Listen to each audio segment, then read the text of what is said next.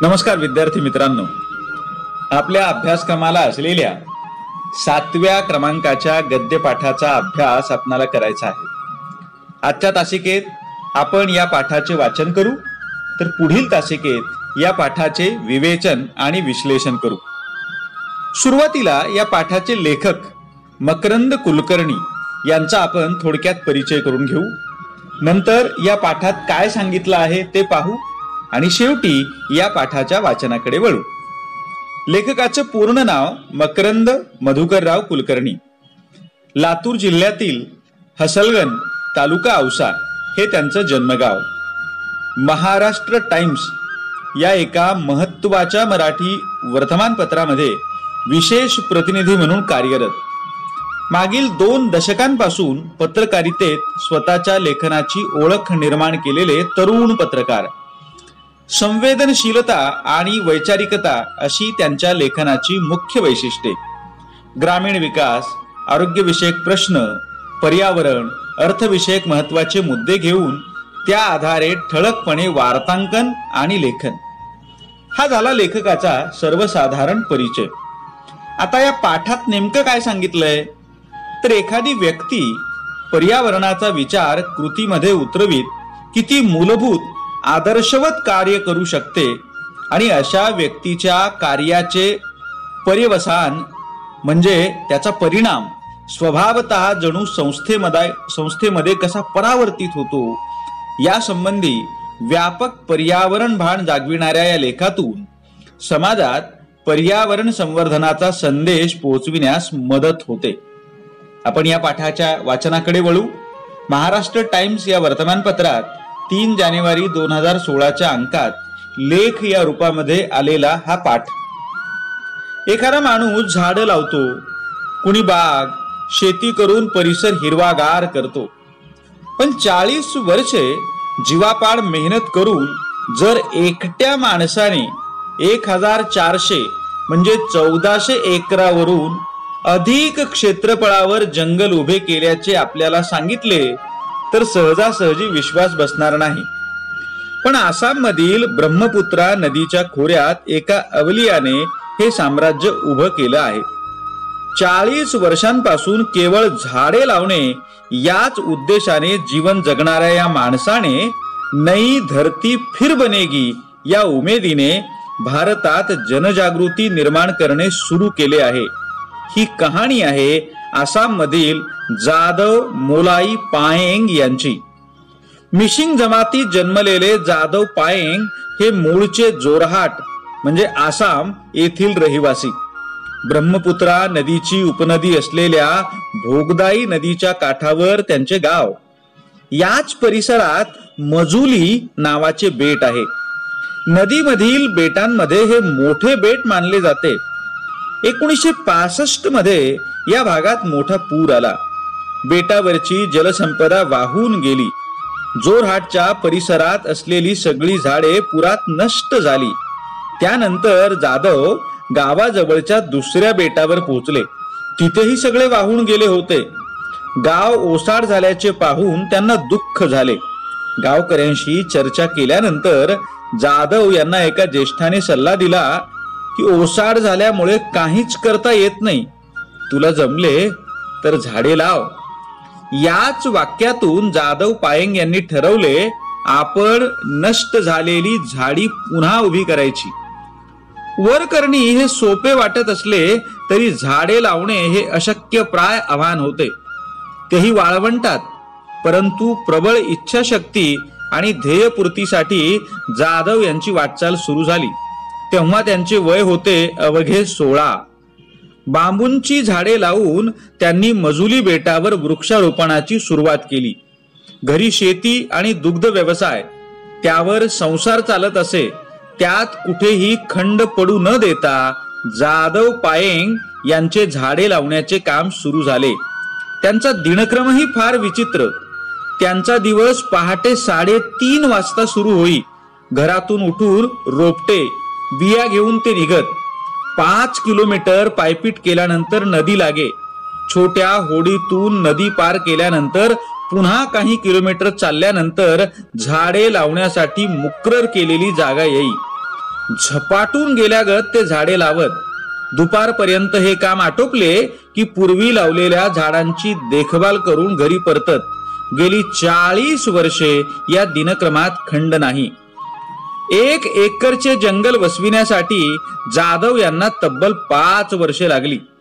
परिस्थितीचा अंदाज आल्यानंतर त्यांनी जमिनीची विभागणी केली आणि वृक्षारोपण सुरू केले. झाडांनी तग धरावा यासाठी ते विशेष काळजी घेत. काही झाडांना कीड लागल्याचे त्यांना एकदा लक्षात आले. ही कीड काढण्यासाठी औषधी कुठून आणायची? पण एका झाडाचे निरीक्षण करताना त्यांना लक्षात आले की विशिष्ट प्रकारच्या मुंग्या ही कीड खाऊन टाकत आहेत.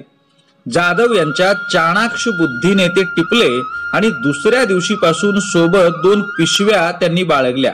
एका पिशवीत रोपटे बिया तर दुसऱ्या पिशवीत मुंग्या. ज्या झाडांना कीड लागली आहे त्या झाडांवर मुंग्या सोडण्याचे काम जाधव यांनी केले. त्यामुळे बहुतांश झाडे कीडमुक्त झाली. कोणतेही समाज उपयोगी काम करताना अडचणी या येणारच, त्याला जाधवही अपवाद नव्हते. कुणीतरी वेडा माणूस झाडे लावत असल्याचे गावातील काही समाज कंटकांनी वन खात्याला कळविले. वन खात्याच्या अधिकाऱ्यांनी जाधव यांना नोटीस धाडली. जमीन सरकारची, त्यावर जर एखादा माणूस झाडे लावत असेल तर त्यात गैर काय? पण वन खात्याने त्यांना नोटीस पाठवून सरकारी पद्धतीचे दर्शन दिले. परंतु पायंग यांनी आपले काम थांबवले नाही. पाहता पाहता झाडे मोठी झाली. आता हे जंगल बंगाल टायगर, गेंडे, गवे, हरिण, हत्ती, माकड, ससे, गिधाडे यांसारख्या अनेक पक्षी प्राण्यांचे निवासस्थान झालेले आहे. जाधव यांच्या कार्याची गावाबाहेर कुणालाच माहिती नव्हती. 2008 मध्ये जाधव पायेंग जगाला माहीत झाले. जितू कालिता नावाचा वार्ताहर एका आसामी भाषेतील मासिकासाठी काम करायचा. तो जोरहाटचा, फोटोग्राफी ही उत्तम. त्याला गावकऱ्यांनी जाधव पायेंग याच्या कार्याविषयी सांगितले. जितू जाधव यांच्या भेटीला निघाला. जंगलात गेल्यानंतर जाधव यांना भेटण्यासाठी गेला असता जाधव यांना तो शिकारी वाटला. संवाद सुरू होताना जितू यांच्या मागून एक गवा आला. जाधव यांनी भाला फेकून जितूचे प्राण वाचवले आणि दोघांची मैत्री झाली. जाधव यांच्या अफाट कार्याची माहिती जगाला कळावी यासाठी जितू कालिता तब्बल 3 वर्ष झटत होते. 2009 पासून प्रयत्न केल्यानंतर 2012 मध्ये जाधव यांनी पहिला फोटो काढू दिला. त्यानंतर जाधव यांचे कार्य बाहेर माहीत झाले. हत्तींचा कळप एकदा गावावर चाल करून आला. त्यामुळे रहिवाशांचे नुकसान झाले. गावकऱ्यांनी जाधव यांना दोषी ठरवले, मारहाण केली. लोकांनी उद्रेक म्हणून झाडे कापणे सुरू केले. मग मात्र जाधव यांनी कडक भूमिका घेतली. आधी मला मारा मग झाडे तोडा अशी भूमिका घेतली. एका बाजूच्या जंगलाला आग लावली गेली. मग जाधव यांनी वन खात्याला कळविले. खात्याचे लोक आले आणि जंगल पाहून थक्क झाले. कारण काही वर्षांपूर्वी इथे ओसाड जमीन होती.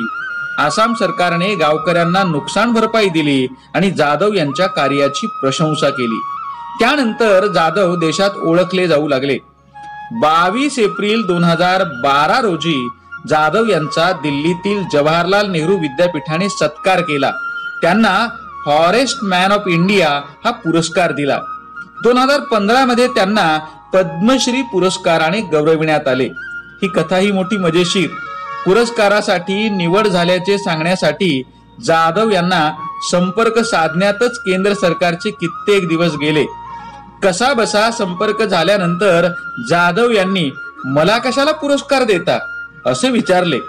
पद्मश्री पुरस्काराचा बहुमान मिळाल्यानंतर जाधव परदेशात ओळखले गेले. एवढे अफाट काम करणारा हा साधा माणूस जगाच्या नकाशावर फॉरेस्ट मॅन म्हणून ओळखला जाऊ लागला. आखाती देशातील शिष्टमंडळ त्यांच्या भेटीला आसाममध्ये आले होते. अमेरिकेतही जाधव यांना बोलावणे गेले. एप्रिल 2016 मध्ये त्यांना जर्मनीचे बोलावणे आले होते. जाधव यांची पत्नी बिनीता या जोरहाट मधीलच रहिवासी. जाधव कुटुंबियांना 2 मुले, 1 मुलगी आणि 1 मुलगा जाधव यांना वृक्ष लागवडीत मदत करतात. पूर्वी हे कुटुंब भोगदाई नदीच्या दुसऱ्या तीरावर असलेल्या जंगलात राहत होते, पण आता ते गावात राहतात. पण जाधव मात्र जंगलातच बांबूंच्या झाडावर निवारा करून राहतात. पायात चप्पल न घालता जंगल पालथे घालण्यासाठी 40 वर्षांमध्ये बदल झालेला नाही. देशातील प्राथमिक शाळेत शिक्षण घेणाऱ्या प्रत्येक विद्यार्थ्याला एक झाड लावण्याची सक्ती केली तर आपली नष्ट झालेली संपदा पुन्हा प्राप्त होईल. नई धरती फिर बनेगी असा विश्वास जाधव व्यक्त करतात. अखेरच्या श्वासापर्यंत झाडे लावणार असल्याचा जाधव मोलाई पाएंग यांचा संकल्प निश्चितपणे समाजाला दिशा देणारा आहे. विद्यार्थी मित्रांनो, असा हा झाडे लावणाऱ्या एका माणसाचा जीवन प्रवास लेखक मकरंद कुलकर्णी यांनी थोडक्यात सांगितलेला आहे.